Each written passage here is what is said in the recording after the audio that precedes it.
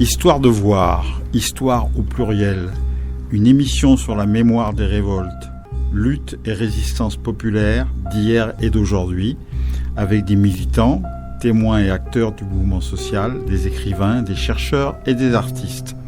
Rendez-vous tous les mercredis en direct de 12h10 à 13h ou en différé sur la clédesondes.fr.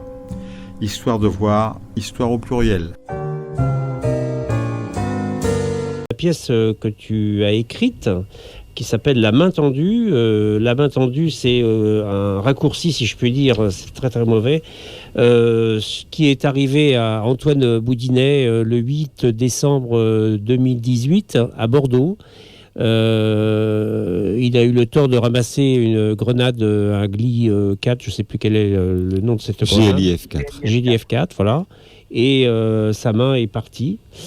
Et donc, il y a un journaliste qui s'appelle Thibault Lefebvre, de France Inter, c'est ça? Oui, voilà, c'est France Inter. D'accord. Une interview.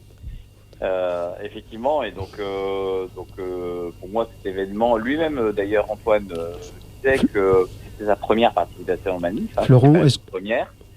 Mais il avait mis un petit peu de temps à On ne t'entend pas très bien, Florent. Tu pourrais parler plus fort et plus devant. Est-ce que là, c'est mieux? Guerre mieux. Ouais. Je vais essayer de parier bien fort. Ouais, crie. Ouais.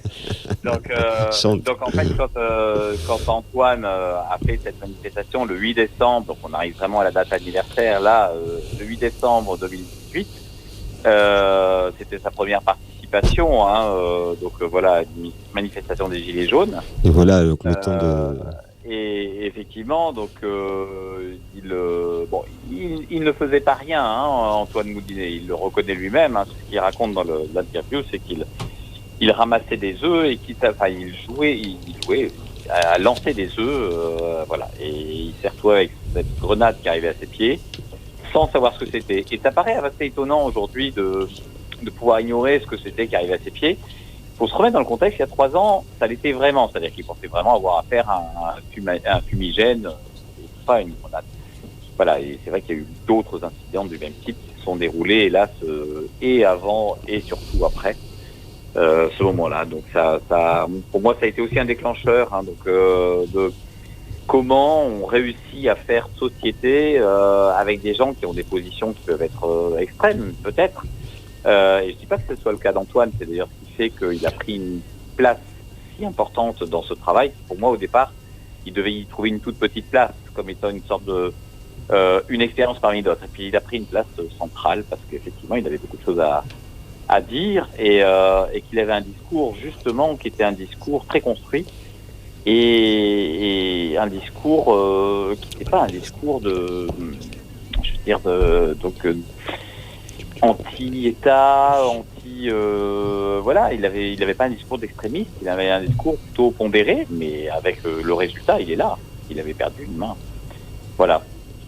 Et donc ça a donné naissance à un projet de spectacle où on essaye de faire résonner sa parole avec les autres tenants d'une telle mésaventure, c'est-à-dire les médias en premier chef, mais aussi la police, le politique,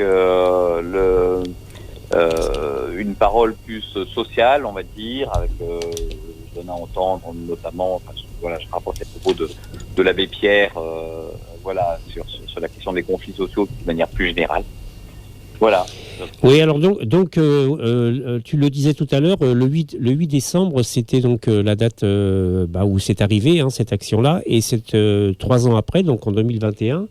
Du 8 au 11, au Pont Tournant, on va présenter cette pièce que tu as écrite, qui est sortie c'est dans la collection Les Lettres modernes, c'est bien ça? Par ailleurs, c'est ça l'éditeur? Par ailleurs, oui. Ouais. C'est les éditions par ailleurs. Ce sont des éditeurs de Dordogne. Et en fait, moi, j'ai envoyé le texte quelques mois avant la création, mais assez peu, donc j'avais très peu de chance que ce soit puisque la pièce, il y a eu déjà une première version qui a pu être jouée juste avant le premier confinement. Elle aurait dû être reprise déjà 2 fois depuis, puis le confinement a fait que c'était annulé. Et puis l'éditeur m'a recontacté, mais à la fin du premier confinement, très franchement, j'avais même oublié, j'y croyais plus du tout. Il m'a dit mais si on veut le faire et ça s'est décidé assez vite. Parce que effectivement tout est prêt, on va dire, à d'autres niveaux. Hein. On avait déjà nous l'équipe de création, et de leur côté ils avaient travaillé pendant le confinement avant de nous dire voilà on voudrait la publier, sachant qu'effectivement je pense que cette pièce, alors c'est ce que je dis, en fait elle a une place un peu à part en termes de littérature théâtrale parce que c'est ce qu'on appelle du théâtre documentaire. Donc en fait, c'est une fiction, mais en fait c'est une fiction qui colle au réel puisque je donne vraiment la parole. Je ne me positionne pas comme étant moi-même un gilet jaune.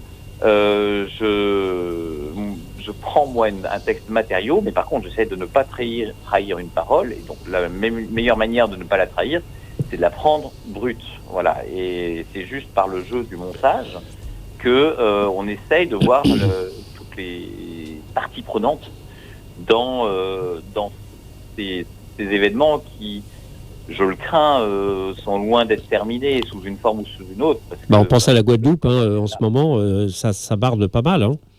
C'est ça, c'est-à-dire que je crois que les revendications de départ n'ont pas été satisfaites, et puis c'est vrai qu'on a un petit peu lieu de s'inquiéter parce qu'il y a des choses qui, en plus de ça, nous tombent dessus, qui ont permis, on va dire, à un temps de détourner une attention en focalisant sur la pandémie.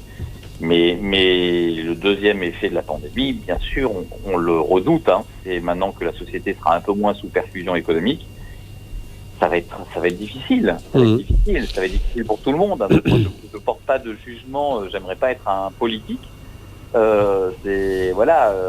faut éviter les yaka faucons. Hein. On voit bien qu'il y a des gens qui réussissent à faire parler d'eux et à se présenter au présidentiel avec des discours qui sont assez inquiétants.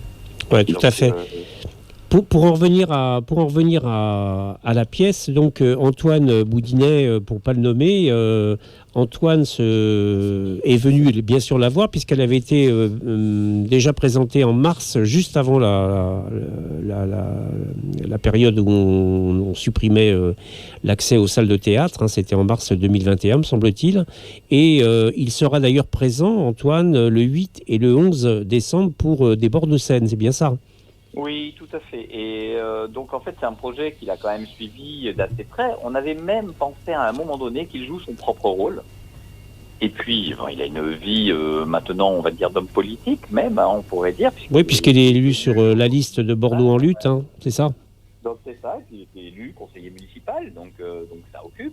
Et puis je dirais surtout, c'est que c'est autour de l'association des mutilés pour l'exemple que il déploie évidemment la plupart de son énergie pour faire interdire. Et là, je dirais, c'est sur cet angle-là qu'on se retrouverait nous, parce que je le dis, moi en tant qu'enseignant, j'ai un discours sans doute, une position plus modérée que lui, mais dans une démocratie, et là on se retrouve bien.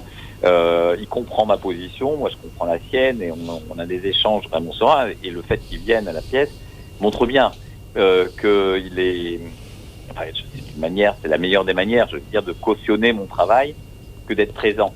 Je dirais qu'à l'inverse, il le dit lui-même, c'est-à-dire que mon Antoine Boudinet n'est pas tout à fait le sien, ou surtout, c'est ce qu'il dit en postface du livre, c'est que mon Antoine Boudinet ressemble au jeune garçon naïf, c'est comme ça qu'il le dirait, qu'il était il y a 3 ans. Et qu'aujourd'hui, il a peut-être plus de colère, une colère plus marquée, parce qu'il a surtout très peu d'illusions, ou très peu d'espoir, je ne sais pas comment il faut dire, pour ce qui nous attend, et pour la manière de mener une lutte sociale. Alors, ce que je voulais dire aussi, c'est que j'avais invité Antoine à venir aujourd'hui, mais qu'il n'est pas disponible parce qu'il a un travail, il faut bien manger, hein, il faut bien vivre, et il est pris le mercredi entre midi et 2h. C'est juste la simple explication du pourquoi il n'est pas là. Donc Florent, l'émission, ça avance, et on va aborder la partie mise en scène avec Abdulrahman qui est ici présent. Tu peux rester bien sûr en ligne ou nous écouter, et on te souhaite un bon rétablissement parce que il faut faire attention. Il y a des virus qui traînent. Exactement, on te remercie d'avoir été vigilant. Hein. Ouais, de ne pas être venu alors que tu en brûles d'envie, bien sûr. Donc je rappelle, la pièce, ça s'appelle La main tendue, qui est écrit par Florent Villiers, qui est mise en scène par Abdulrahman Kalouf. Qui se tiendra donc du 8 au 11 décembre. Pourquoi le 8 décembre ? Parce que c'était il y a 3 ans exactement, le 8 décembre, que Antoine a perdu sa main suite à un tir de grenade, et que cela se passera au théâtre Le Pont Tournant à Bordeaux. Et qu'il y aura chaque soirée des thèmes de discussion avec tu m'as parlé de l'ACAT, l'association des chrétiens pour l'abolition de la torture, Amnesty International en principe, la Ligue de l'enseignement s'excuse mais ils ont beaucoup d'occupations.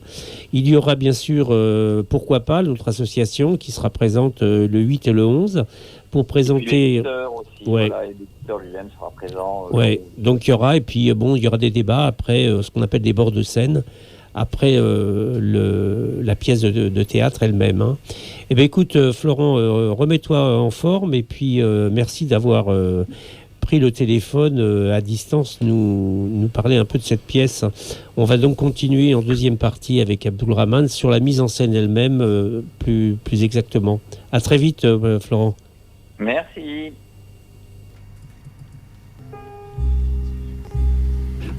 Histoire de voir, histoire au pluriel. Une émission sur la mémoire des révoltes, luttes et résistances populaires d'hier et d'aujourd'hui, avec des militants, témoins et acteurs du mouvement social, des écrivains, des chercheurs et des artistes. Rendez-vous tous les mercredis en direct de 12h10 à 13h ou en différé sur laclédesondes.fr. Histoire de voir, histoire au pluriel.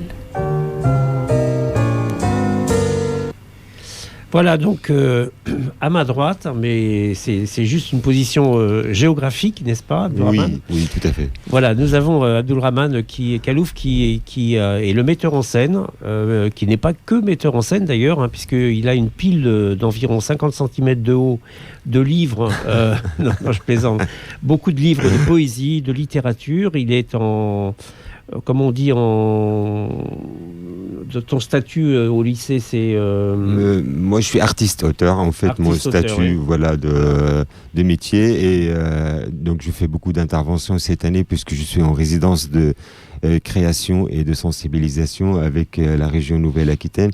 Et c'est la direction des affaires jeunesse qui m'a donné cette occasion. C'est génial puisqu'en fait, je dois mener beaucoup d'interventions avec les élèves autour de plusieurs thèmes. Donc parfois c'est autour de rapports entre souffrance et poésie, vu que je suis aussi poète, donc comme tu l'avais gentiment cité, et aussi on mène un travail autour de théâtre aussi, le passage de l'idée vers la scène, avec toutes ces étapes à partir de l'écriture, à partir de propositions d'écriture, et on essaye d'élaborer avec les élèves un recueil à partir de leurs textes qu'on va à la fin de l'année en fait éditer vraiment en forme de livre. Et en même temps, moi je suis aussi censé écrire puisque c'est aussi une résidence d'écriture, et la région me soutient par l'achat d'exemplaires du livre qui sortira l'année prochaine et qui sera un texte de théâtre que je suis en train d'écrire maintenant très très facilement, puisqu'en fait le travail, le fait de créer l'envie chez les jeunes me donne moi aussi l'envie d'avancer dans mon travail. Donc oui, cette année je suis beaucoup dans les lycées, notamment lycée Gustave Eiffel et les menus. Après pour le deuxième trimestre je serai plus à Pessac, et puis dans des collèges un peu autour de Bordeaux, vers Saint-Émilion, pour mener aussi le même travail d'atelier d'écriture. Alors ça tombait bien d'être avec Florent, alors justement. Oui, c'était c'est très bien. En fait, c'est une étape de partenariat très très ancien avec Florent, puisque nous avons aussi écrit ensemble un livre autour de... C'est pas la première année, ça fait quelques années on fait ça avec les jeunes. Et nous avons écrit un livre autour des questions qui se posent la plupart du temps avec les élèves, en fait, en voyant un auteur syrien ou un syrien auteur, je ne sais pas, dans la classe, mais c'est surtout... Et poète. Et du coup, en fait, il s'adresse plus à moi dans des questions en rapport avec l'islam, avec la civilisation, avec la Syrie autant que conflit majeur maintenant, depuis une dizaine d'années.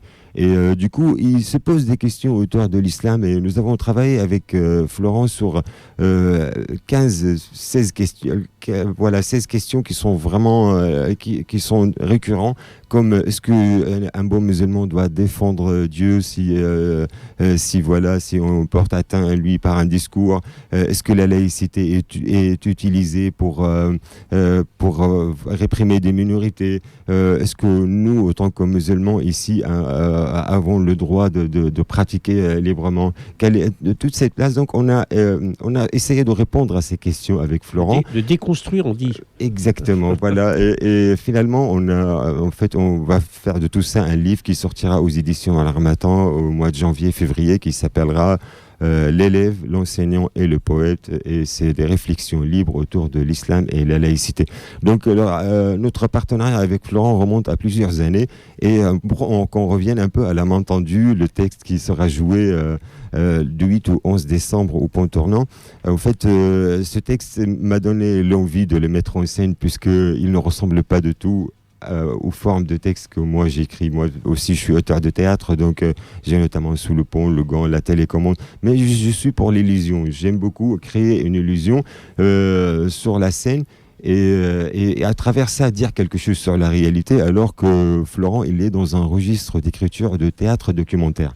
Et donc il va s'appuyer vraiment sur un fait réel marquant comme ça, et après il va échafauder, construire autour des discours qui vont aider le spectateur à comprendre mieux sa place dans la société, à comprendre mieux les mécanismes de pouvoir. Et donc il s'est attaqué à ce sujet d'Antoine Boudinet, qui a perdu sa main en 2018 devant la mairie dans une manifestation de Gilets jaunes, et ça m'a donné envie, moi, de porter ce projet, puisque quelque part j'ai trouvé aussi à l'intérieur de ça quelque chose qui m'a ramené un petit peu à la Syrie. Alors, est-ce que c'est des fois on me reproche ça, mais je ne sais pas si c'est un schéma de pensée, elle s'est imposée à moi, mais j'ai trouvé que quand même on était dans la même nature de violence, c'est-à-dire en Syrie aussi, les manifestations avaient commencé pour ça, et puis s'est transformé en guerre civile. Et là, on était sur un processus. Je ne veux pas dire que ça est arrivé. Heureusement que ça n'est pas arrivé et ça n'arrivera jamais, j'espère. Mais on n'était pas loin quand même, avec des dizaines de mutilés, des yeux crevés. Il fallait dire quelque chose. Il fallait qu'un discours artistique qui soit à la hauteur de cette réalité amère. Donc je trouvais qu'il s'est bien attaqué au sujet, avec le témoignage d'Antoine Boudinet aussi, qui s'exprime très bien. Donc, et voilà, l'engagement avec Antoine par rapport à sa mutilation, à sa blessure, et l'engagement avec Florent aussi par rapport à son écriture et son engagement social, qui m'ont donné envie, voilà, de réaliser cette mise en scène. Alors là, tu parles avec beaucoup de foi, de conviction, bien sûr, et on est vraiment maintenant impatient de voir, parce que moi je ne l'ai pas vu, La main tendue, de Antoine B, La main tendue, ça s'appelle. C'est au Théâtre du Pont Tournant à Bordeaux, du 8 au 11 décembre, et c'est à 20h30. Voilà, et donc on est vraiment impatient, parce que tu viens de taper, si je puis dire, vraiment là où il fallait.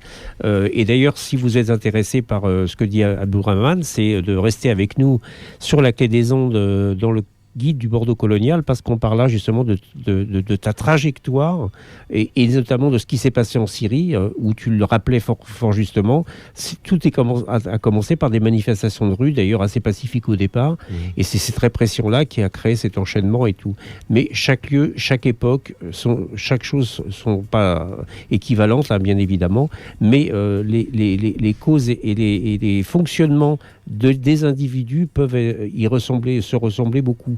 Et surtout le mécanisme de pouvoir, la réponse de pouvoir face à une contestation forte comme ça, on se rend compte aussi en démocratie, on peut avoir recours à... Et le problème, il vient de loin, il vient peut-être de cette violence légitime qu'on attribue depuis la nuit de temps à un certain nombre d'individus et qui crée la condition... Voilà, de l'affrontement, déjà préalable par l'accumulation d'une frustration et par une séparation de ceux qui sont dans le pouvoir. Ils sont maintenant complètement séparés de la rue, des vrais besoins des gens et de leur vécu. Et contradictoirement, c'est eux qui gèrent notre vie et qui font les lois. Donc, voilà. Donc au niveau de la mise en scène, il y a donc combien de comédiens ?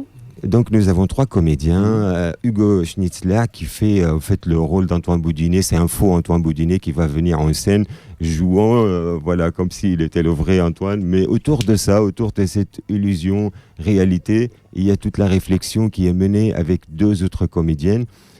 Qui tentent en fait le spectacle et la tentation de monter un spectacle. C'est le mécanisme. Donc c'est on peut dire une mise en abîme vraiment du jeu théâtral et cette forme elle est parfaite pour le théâtre documentaire parce qu'elle garantit toujours au spectateur la distance critique nécessaire pour entendre ses propos, puisque dans le texte il y a le témoignage d'Antoine Boudinet de sa mutilation, de comment c'est arrivé l'accident, mais aussi il y a à côté du discours de Chomsky, de Florence Aubenas, de l'abbé Pierre, de Gérard Filoche, plein de discours dominants qui ont aussi éclairé ces questions-là. Donc, pour les nommer, les comédiennes sont Valentine Cohen et Nadège Taravelier, c'est bien ça ? Voilà, Nadège Taravelier. Sur les réseaux sociaux, il est annoncé des petits changements se dessinent par rapport à la première version de janvier 2020. Est-ce que pour ceux qui ont déjà vu la pièce, vous pouvez nous en dire un peu plus ou pas ? Oui, bien sûr. D'abord, le travail de théâtre aussi, il évolue naturellement, même si on n'a pas l'intention de créer des changements. En fait, le fait de laisser le temps passer, donc nous avons joué une dizaine de représentations en janvier 2020, et à cause de la crise sanitaire, il y a ce temps qui est passé et qui a permis aussi de faire mûrir le travail et la réflexion. Et nous avons mené 2 résidences, donc l'année dernière, une semaine pendant en fait le spectacle qui était supposé sortir au point tournant, mais à cause de la crise c'était fermé. Mais on a pu quand même travailler une semaine, faire évoluer le travail. Après, il y a un changement par rapport à la fin que je ne veux pas divulguer parce que j'espère bien que vous allez venir le voir. Il est fort, il est malin. Et puis aussi, il y a aussi un changement par rapport à la façon de traitement du personnage. De travail de comédien, vraiment. Ça vient pas de la mise en scène. Ouais. C'est les comédiens, ils portent les personnages d'une manière plus mature. Du coup, ça nous a permis d'aller un peu plus loin d'un théâtre documentaire purement réflexif, on va dire. C'est vraiment, on va plus vers l'émotion et l'idée de récupérer cette expérience de mutilation, même si elle est dure de présenter sur scène. Mais c'est la vie, elle est dure et des fois, il faut la restituer comme elle est. Oui, écoute, Abdourahmane, tu nous donnes vraiment des envies, n'est-ce pas, Caroline ? Mais je vous attends, j'espère, nombreux. Oui. Alors, donc, c'est du 8 au 11, c'est au Théâtre du Pont Tournant. Alors, c'est pas la peine de le situer, vous le connaissez tous. La pièce, ça s'appelle Antoine B, La main tendue. Et c'est un texte de Florent Viguier que vous pouvez retrouver, que vous retrouverez sur place, d'ailleurs, dans Collection Lettres Modernes, aux éditions du Par ailleurs. Et puis, une mise en scène d'Abdourahmane Khalouf avec 3 comédiens qui seront présents. Tout à l'heure, au détour d'une discussion d'avant-émission, Abdourahmane nous disait qu'il nous lirait peut-être une poésie. Oui, tiré de son nouveau recueil, hein, et ça serait bien aussi de peut-être t'entendre la dire. J'adore la poésie. Et puis, voilà, toujours avec le sourire. Ça vous plaira. Donc le recueil, il s'appelle Un palmier dans un champ de mine. suivi de l'épicerie. Ce sont 2 poèmes narratifs en fait sortis chez Alidades Création, qui est une maison d'édition qui se trouve à Thonon-les-Bains, près des frontières suisses.